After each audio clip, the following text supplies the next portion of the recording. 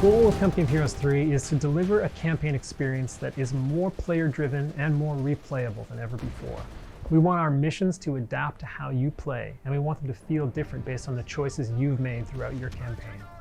There is a lot of variety in what you're doing in each mission and what you're being tasked to do. So in some missions, you may simply need to force enemies out of an entrenched location in a defensive position. In others, you may be recovering valuable wrecked vehicles. You may be trying to raid and destroy enemy resources, destroy their munitions caches or fuel reserves.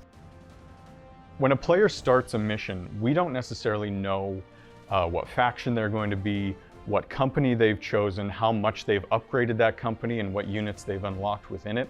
So when we build the missions, we can't make any assumptions like that. We have to build our engagements and build our missions in a way that it challenges the player no matter what they bring, and that it can be completable by the player no matter what they bring. The goal of companies was to give the player a vehicle for investment and that let them approach RTS content in different ways, depending on who they entered the mission with. So a special operations company will play a lot different than an airborne company.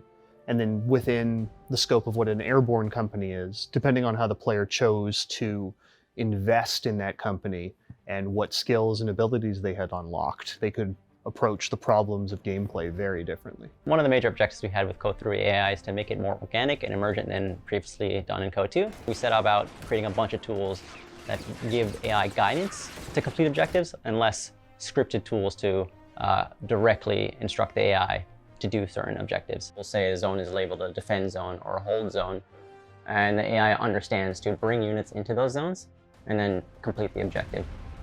When it comes to the authenticity in the mission, the player could come into a battle traditionally fought by the Americans as the British, or into one fought by the British as the Americans. And so it's, in some ways, there is going to be a bit of an ahistorical nature to the way that the player plays this. They can play it completely accurately, or they can kind of write their own history a little bit.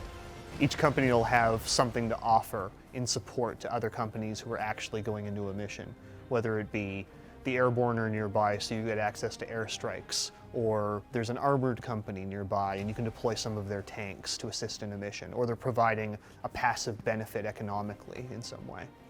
We've got missions that are focused around a single squad of engineers who has to recover and recrew a damaged tank and escape from behind enemy lines.